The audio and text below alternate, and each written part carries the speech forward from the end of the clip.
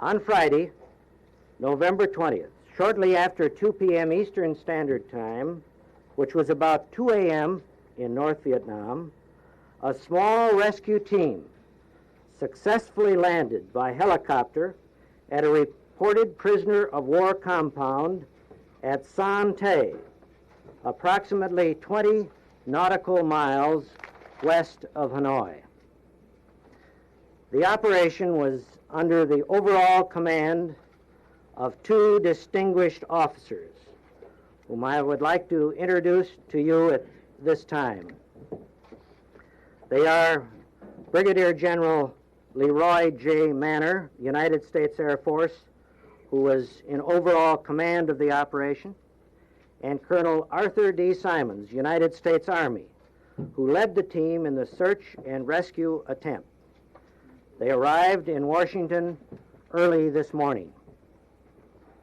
Operating in darkness, Colonel Simons and his men entered and searched the compound where the prisoners of war reportedly were being held.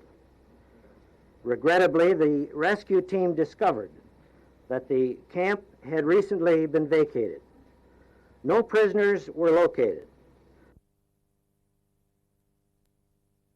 Our purpose was to get the helicopter in with the troops aboard it safely. We had no idea of bringing it out. It was a confined area. So the only consideration, no consideration to the damage to the helicopter as long as it did not damage the people aboard it. What kind of a helicopter was it, sir? I can't answer that. Did you land right in the prison, sir? Yes.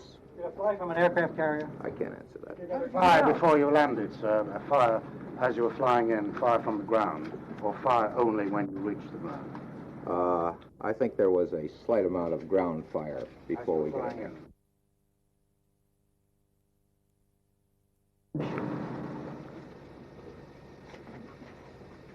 I can't answer the number that we had hoped that there would be a considerable number, a good percentage of those that we know that the North Vietnamese hold. Would you have an alternate base, I beg your pardon? Did you have an alternate target that you might have been? I can't answer that. General, was this the so-called Hanoi Hilton that you were after? I can't answer that.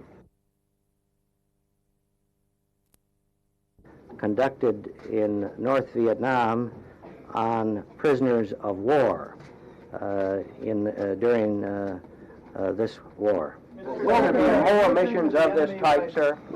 Do you think that the enemy might retaliate against the American POWs as a result of this mission? I thought that question over very carefully and very thoroughly prior to the time that I recommended the mission to the Commander-in-Chief, our President. One of the things that influenced me greatly was the recent report of prisoners dying in our prisoner of war compounds.